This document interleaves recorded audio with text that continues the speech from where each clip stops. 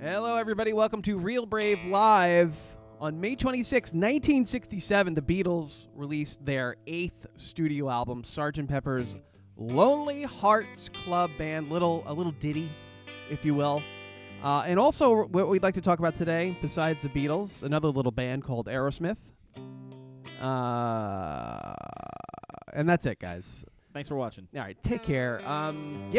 Aerosmith released a very famous song in their comeback in May 12, 1998. Another comeback for them, part of a movie called Armageddon. Yep. We're going to talk about both those things here on Real Brave Live. Perfect. How you doing? I'm good. How are you? I'm good. I started playing Sgt. Pepper's Lonely Hearts Club Band in the wrong key. Oh. Why'd you do that? I don't know. And now I can't Isn't even it just remember like, what key it's in. just major chords going up and up and up and up a couple steps? It's in G. It was 20 years ago today. How's it start, though? Go today, Brian. I think he's more or less got it. Right? Yeah, no, you had it there. And we blew it. So it was considered an early concept album by musicologists. Are you a musicologist? No. Are you a You're definitely a musicologist. Not officially. What no. the hell is a musicologist? One who studies music? Musicology? Yeah. Prince's 2004 comeback album? Ah. Yeah. What was he named? Prince? That was after he came back as Prince, yes. Okay. Sgt. Pepper pushed the boundaries of sound composition, extended form, and psychedelic imagery, apparently. It was also praised for his innovative production techniques and graphic design, and for bridging the gap between popular music and high art. Is that true? Hi, Art. Hello, Art. Hi, Art. How are you? Sup, Art? The idea for Sgt. Pepper came to Paul McCartney during a return flight to London in November 1966, after the Beatles had permanently retired from touring. Yeah, I guess you could make the argument that it's a proto-concept album. I mean, it starts and ends with the Sgt. Pepper's Lonely Hearts Club Band. Mm-hmm. But then there's just like other tunes on there that don't really fit within that. Billy Shear? Well, so McCartney had said that he envisioned it like the Beatles were playing different bands on each track. Like it was this variety show, right? And so Sgt. Pepper's is the house band, and they introduce Billy Shears, he comes out, and then all the other songs are like other folks doing these songs. So I guess it's a concept in that way, but the songs don't really tie together into like, not like The Wall or Tommy, right? Where there's a story, but it's a concept in the sense of like, it's all the same show you're watching. I get it. Yeah, okay. Then I definitely get that because this is a very eclectic album. Yeah. Now, I'm not a tome of useless information like Brian is. I could have sworn that Strawberry Fields Forever and Penny Lane were on the album. Recorded during the same sessions, but not on the Aha! album. There you go. But they weren't put on the album. So they were actually put on a single. A single? Do you not know what a single is? I would imagine that it's a cassette tape with one song on it. One song on each side. Oh, okay. But it was really a record because they didn't have singles then. Double. It was Well, it was a single. a record. A single has an A side and a B side, right? Oh, I see. So Yeah. Which is single. It's a double. Let's call it what it is. But they were pressured. And the interesting thing that I think that those are probably the two of my, well, Penny Lane's kind of annoying, but Strawberry Fields. Penny Lane's annoying. Yeah, a little bit. It's McCartney being his. Well, McCartney. what I love about those is that it was Lennon and McCartney each writing a song about their childhoods, and Lennon's is this like sad ode to solitude and trying to find your place in the world. And McCartney's is like, we're going to the barber shop. Yeah, because he had this very happy childhood, and Lennon didn't, and so That's good. That's a good point. you know, it's very indicative of who they were. So you said you had a lot to say about the Sgt. Pepper concept and the album. Was it Uh, music based or is it just? Yeah, mostly music based. Like a couple of my favorite tunes are on this album. Within You, Without You is like one of the all time for me, and that's where, you look at like a montage of the '60s and you hear sitar. Yeah. The Beatles. George Harrison is responsible for bringing that element of Indian culture to the Western world, and it just becoming somehow synonymous with dropping acid. I don't know exactly how that happened, but that's yeah, and it's a great song. It's like the lyrics are beautiful. I'm not like a huge lyric guy, but life goes on within you and without you. It also has that really cool mix of Indian classical and Western classical, because there is a string quartet on There's it, a string quartet along on with the sitar and the Mhm. timbre and all There's that. a lot of like call and response between the two of them. Yeah, it's beautiful. Absolutely. Well, you're talking about the LSD generation started around then, right? Yeah. So it was a banned substance. It was supposed to be for. Did you guys watch the documentary on it? On the LSD? On LSD? Yeah. On the LSD? On the LSD. The one and only. No. It's good. Did you see it, Brian? I don't think so. I'd like to. Yeah. It's interesting to see, like, it was for development of psychedelic, depressionary type medicines. But then they realized, wow, it does something else. So they weren't allowed to use it. And then it got into hands of people. Yeah. They wanted to use it to treat like alcoholism, other like psychological like depression or anxiety. I don't know, man. You give somebody acid who's already anxious, and it's typically not a Probably not a good thing. good scene, man. Yeah, and it just goes along with the age-old musician / stereotype of doing things they shouldn't be doing. You ever read any Aldous Huxley? Actually, Samantha's reading Brave New World right now, Okay. and she hates it. Yeah. Hates it. Like, she doesn't want to, and she loves to read, and she does not want to read Was it. she just not like the story or the premise or the writing style? I think she thinks it's just boring. And I was like, well, there's actually there's an interesting kind of dystopian background to it. It's Brave New World is the one where you can be an alpha, a beta, or an epsilon. Is that the one I'm thinking of? It's the babies they're like, Soma, they give you the drug Soma Yeah, to yeah, calm yeah, you yeah. down. The air organ, I believe, is a thing in that. I know the Happy Feely parties was a thing or something like Yeah. that. But Aldous Huxley also wrote a book called The Doors of Perception, where he talks about psychedelics and their purpose, and he posits that in our brains there is something he called a reducing valve, where we live in a universe where there is so much that we cannot handle, like around Yeah. us, like in an ethereal sense, and certain substances limit the effectiveness of the reducing valve. So you're allowed to perceive more of the unperceivable universe that's around you all the time. Also, where the band The Doors got their name from. Yeah, that's right. The Doors of Perception, yeah. oh, the reticular activating system is what you're talking about. Is that right? Yeah, you can only focus on one thing at a time, otherwise you would go crazy. Right. You would go absolutely insane. If I were to pay attention to those things moving back and forth, what you were playing, whatever Brian's doing, whatever's happening in the background, whatever's happening up there, but you can do it one at a time. But if it was all at once, no, your brain filters it out. Otherwise, you'd go mad. Yeah. You'd want a steaming hot Guinness. Oh, God. Oh, no. He's back. Hot. A steaming hot Guinness. Dan's stereotypical Irish alter ego is back.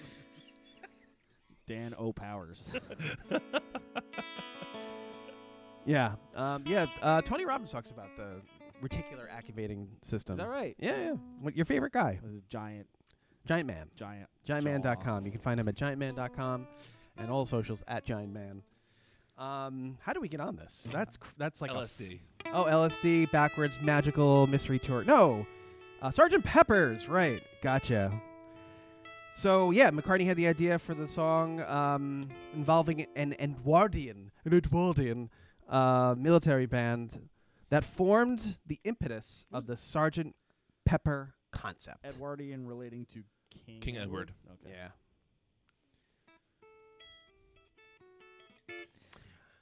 Yeah, that's all I got to say about that. I mean, it's not, actually, I do want to say one thing. So I went to a party once, Okay. and Just I once? Just once? just once. You're not invited to a lot of parties. Because I want a steaming hot Guinness. Yeah. And this one guy was hosting the party. Nice guy. Really like him a lot. Charming fellow, as they say. Mm-hmm. And out of nowhere, he knows I'm a musician. He's like, oh, you listen to the Beatles? I'm like, yeah. He's like, I hate Sgt. Pepper's. I think it's the worst album of all time. Proceeded to go on a rant for like 5 minutes. And I was man. like, okay. I think it's the songs are it's nothing better when somebody just comes in unsolicited, just lays their opinions on you, right? Well, but it's to your point about the Beatles. It's either they loathe, and he's a millennial like you. There's no middle ground. Yeah. There's no middle ground. But loathe, I mean, he's like, I don't like the Beatles in general. I think they're overrated. But Sgt. Pepper's specifically. Well, I mean, in that guy's defense, I feel like if you like the Beatles sound, there's not a lot of that sound on that album. It's that sound obfuscated through other things. It is obfuscated. It's, you know, don't use those big words around me. It's through the Indian music, and it's through the sort of like music hall stuff of the 30s. Yeah, Tim Pan Alley kind of. Yeah, stuff, exactly. Or it's through the real psychedelic Carney music. Yeah, Carney music. Through the real psychedelic stuff. Like, I understand if you love the traditional Beatles sound, that isn't always the most traditional Beatles sounding album. Yeah. No, definitely not. By late 1965, the Beatles had grown wary of live performance, according to Wikipedia. In John Lennon's opinion, they could send out 4 waxworks that would satisfy the crowds. They just wanted to stop playing live and wanted to do something different. Well, when you realize that the speakers they were playing out of at Shea Stadium are like the speakers we have hanging up here that I'm trying to get a shot of here, like, there's no way people could have heard them with any accuracy or clarity whatsoever. My dad was there. He Wow. attests that he could not hear them. You just heard screaming. Just screaming. Yeah. And saw like these 4 guys like way across a baseball field. Well, to that point, if you watch the documentary on that show and in that time, during that time, they couldn't hear each other. But when you hear the performance, spot on. Really? Occasionally they'll drift the tempo a little bit, but for the most part, they are like the harmonies Wow. were spot on. The melody was spot on. Nobody could hear Ringo. Ringo was just like, "Hey, man," like nothing. Speaking of Ringo, he sings on this album. He sings. What does he sing? Lovely Rita? With Little Help from My Friends. He sings Little Help with My Friends. Oh, which yeah, that's right. Which has an amazing bass line. Yeah. That bass line is killer.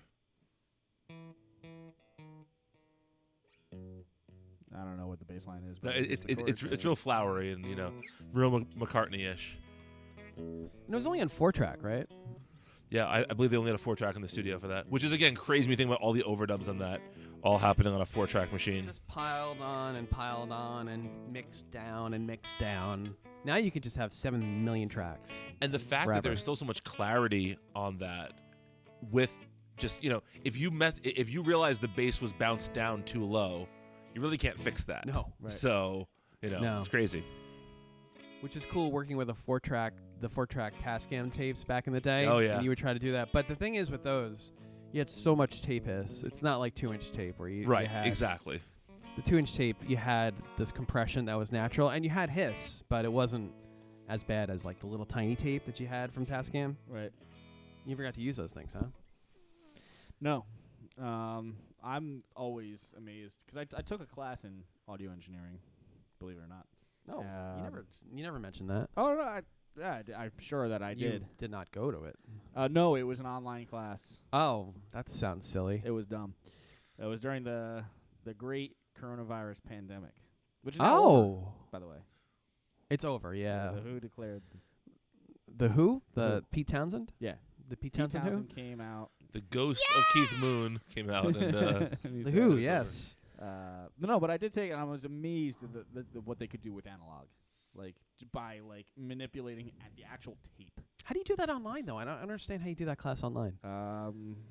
It's with a textbook, and there were some things. That's back when I was living at my mom's house, but I was working here.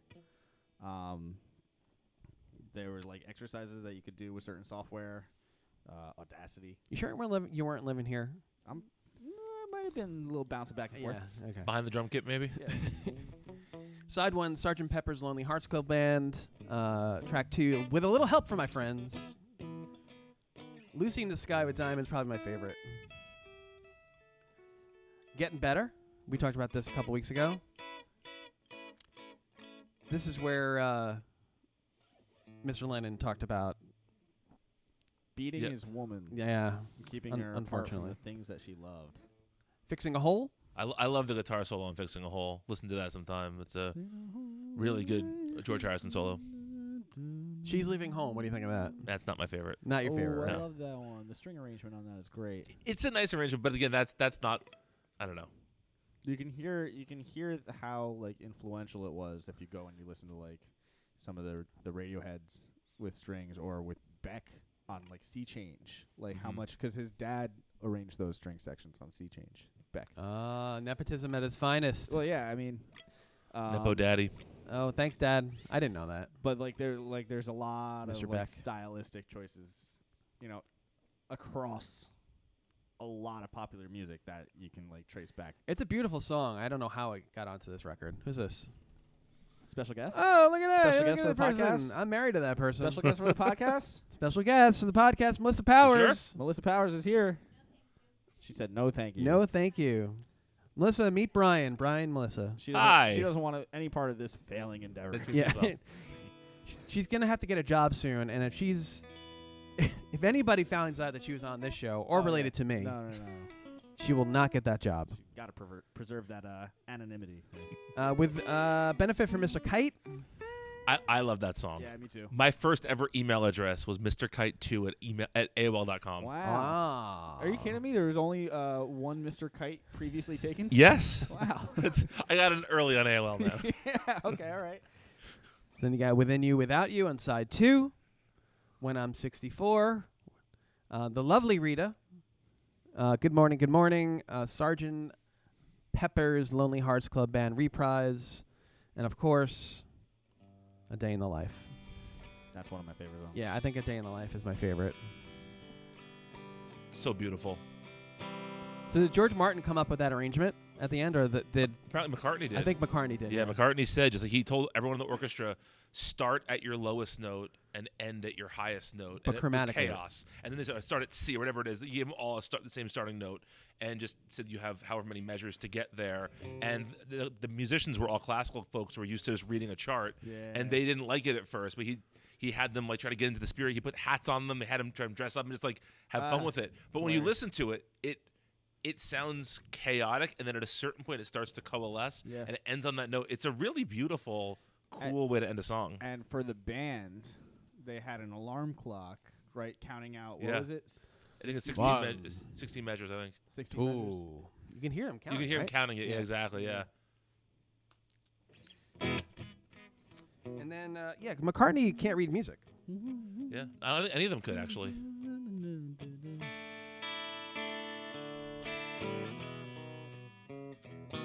I'm trying to remember the McCartney album that I bought that was the orchestral work. There's a couple of them, yeah. I forget it. But, you went on the record of saying that Let It Be was a mid album. Yeah. Yeah. And you had a problem with that. Yeah. I wouldn't. I love Let It Beatles Be. album as I mid. love Let It Be, but it's a mid Beatles album, yeah. It got panned by critics. Well, Let It Be, the album. It was like, Your wife is leaving, Dad. get out of here. bye, Melissa. Leave. You sure you want to come on stage? Wait, can we go wide shot? Can we go wide shot? Is she in the wide shot? I can see the top of her head on the wide shot. Hey, wave at the wide shot cam. Yeah, great. Okay. What are you, naked? Like, what's the problem here? It's like we're what? Okay, yeah. All right, goodbye. Wait, come back on stage. Yeah, We'll come interview you. Okay. So it's not mid. No, this is a great album. It's not my favorite, but it's a great album. You?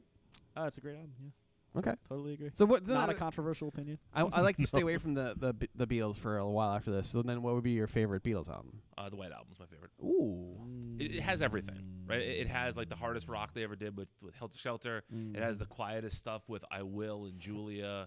It has some just to me like While My Guitar Gently Weeps is one of the greatest recordings of all time. Yeah. Sure. It has silly stuff. It has serious stuff. It has everything. That's my platonic ideal of a Beatles album. Okay. Do you have a daughter? I do. Did you name her Julia? No, I didn't. I was gonna say. That was one of the names. I that was thought in so. consideration, Julia. But no. There's a version of Julia by Medeski, Schofield, Martin, and Wood. That's Okay. just Oh, I'll check that out. chef's kiss. What is your favorite? My favorite is definitely going to be Revolver. Just because it was, you could see that they were coming into themselves You know, they were discovering like what they wanted to do musically. Yep. Outside of like the boy band idiom, the music started to get a little bit experimental, complex, but like still like accessible to a point where like, you know, people are like able to listen to it and enjoy it. You know, without thinking too hard about it. Right. Cool. Dan, what's your favorite? My favorite is probably Let It Be. Believe it or not. Wow. Okay. Yeah. Mid and everything. The huh? mid and yeah. I've always loved it. I loved it even when they re-released it. Let It Be Naked. I actually like that version better.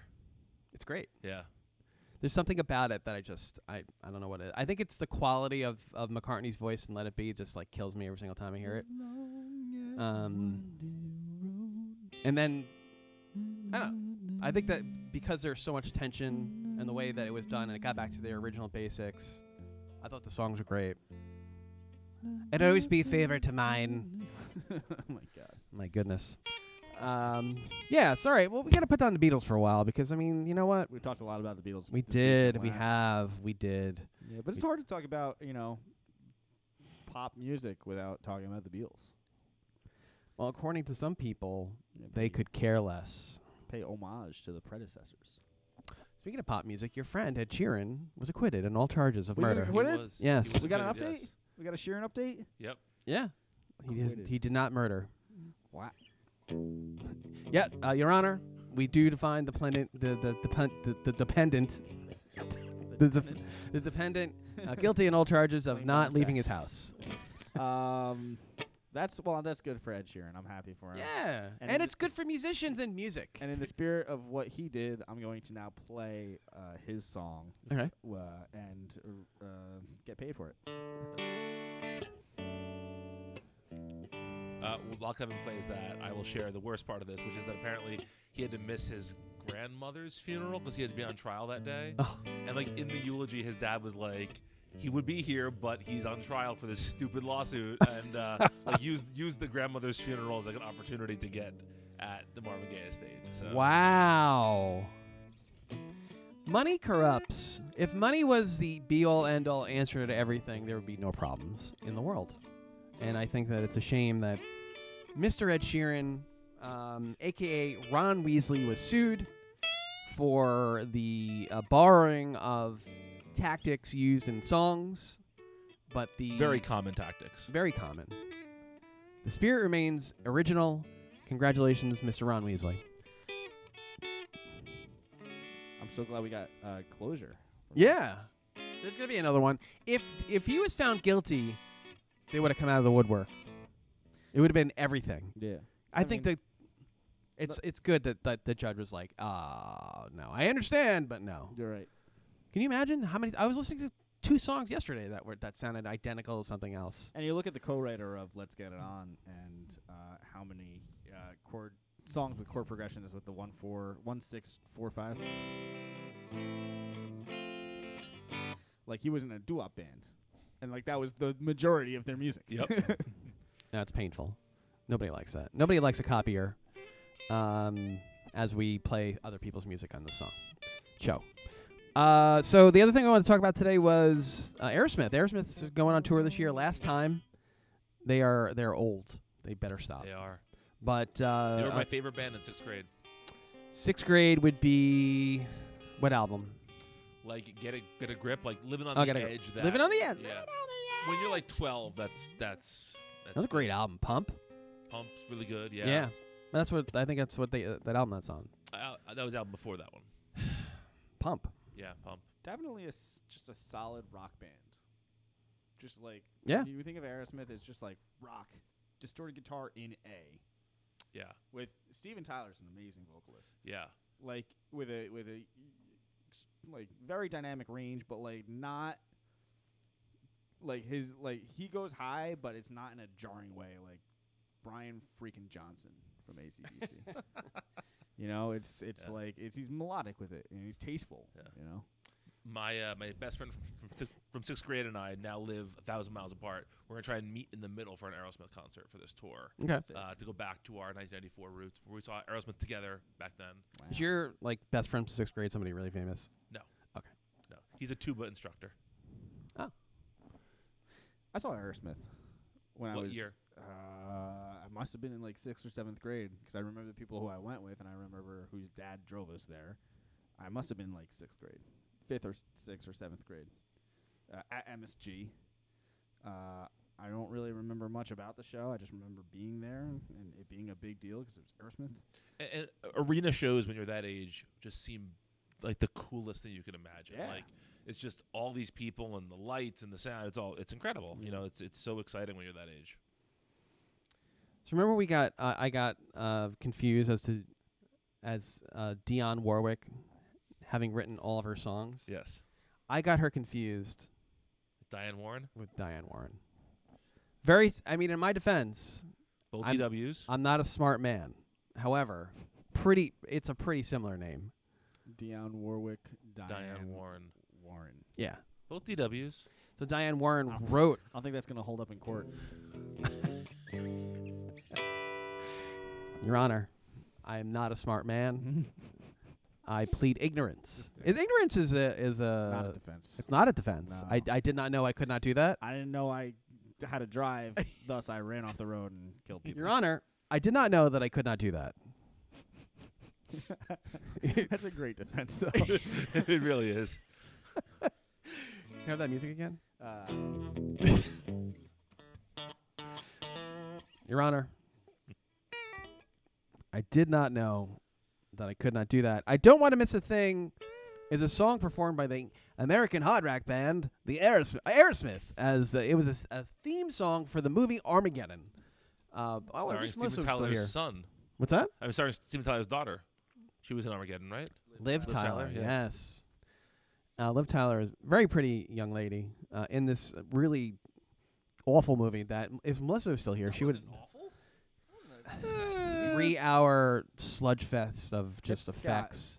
got the Ben Affleck, the Bruce Willis, star-studded cast, Steve Buscemi. Yes. Steve Buscemi's amazing. He is. Bruce Willis doesn't remember that he was in it. Oof. Too soon. Very. What's happening?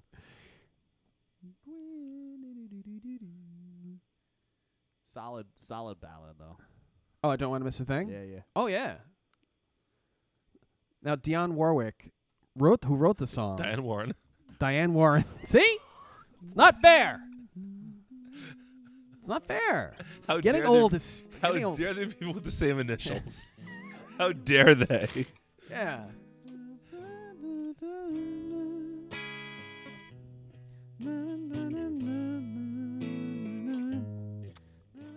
What other songs did Diane Warren write?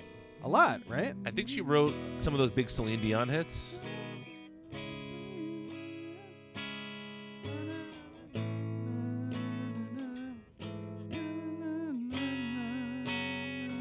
See, this is, in my defense, tons of songs.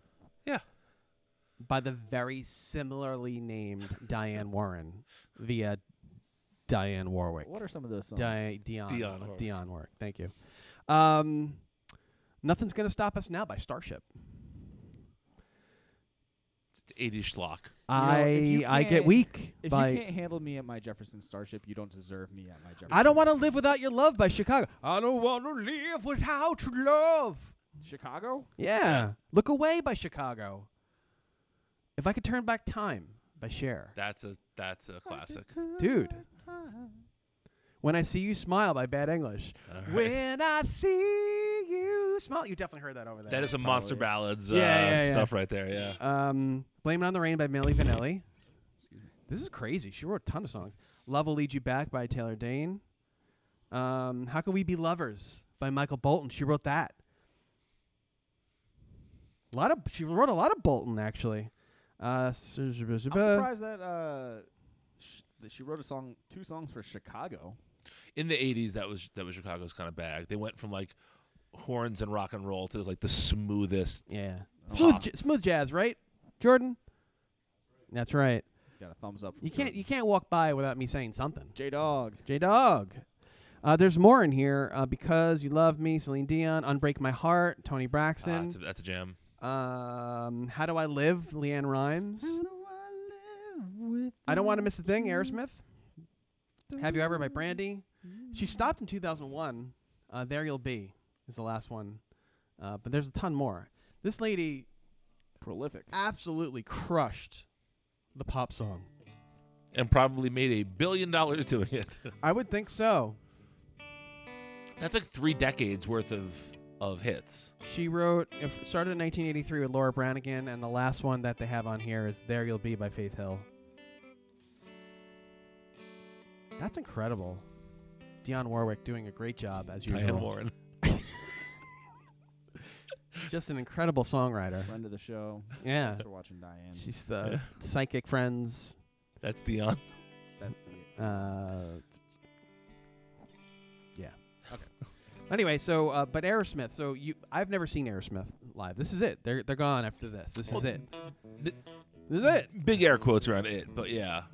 Tyler's like 70 something. Yeah, but you know what? They'll do a Vegas residency. This is the last tour. That's the big thing now. Elton John, it's his last tour. He'll Yeah. still do shows here and there. He'll still do a residency. No more touring. I No think more this is- touring. This is the same thing. So That's where you make your money.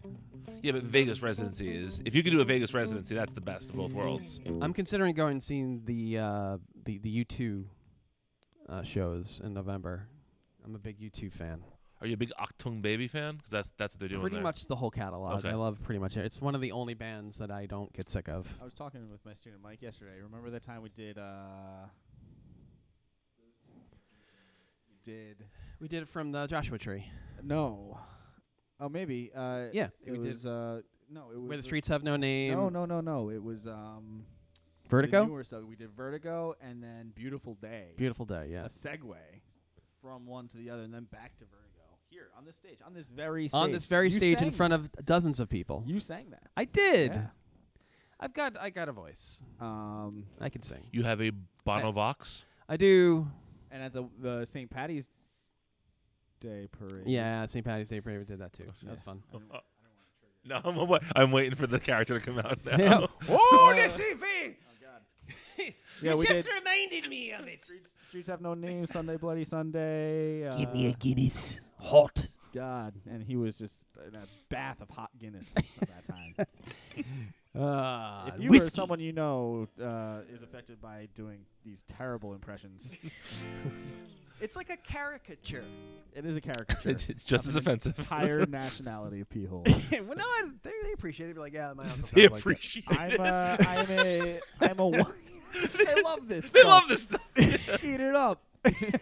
Oh, my uncle kind of sounds like that. I'm 1/8 Irish and 1/8 offended.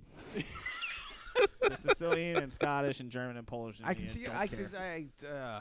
I have Irish relatives. They all died of alcoholism, and All that hot Guinness, huh? it's all that hot Guinness. Yeah, I mean they grew up Burns in the Hell's esophagus. Kitchen. They all went to world. They were all in World War II Oh man. and preceding wars. Wow. They were all in the working class. Yeah. They were all in the mob on the Jersey side. Okay. And When you just say they're in the mob, you don't have to wink. You've already revealed the hidden information. If you said, like, they're in a secret society, wink. Like, that's one thing. But you just said they're in the mob, wink. So it's just on that note, my grandfather was an accountant, as was my father. And my father inherited from my grandfather a Rolodex. And it had a lot of very influential people. yeah, I'm sure it did. Princes, chancellors. Yeah, this is Jersey. Yeah. You don't mess around in Jersey. And my grandfather was the one who's off the boat Sicilian, so Oh, not- forget about not it. saying anything Yeah. too damning on here. Gravy or no gravy? If there's meat in it.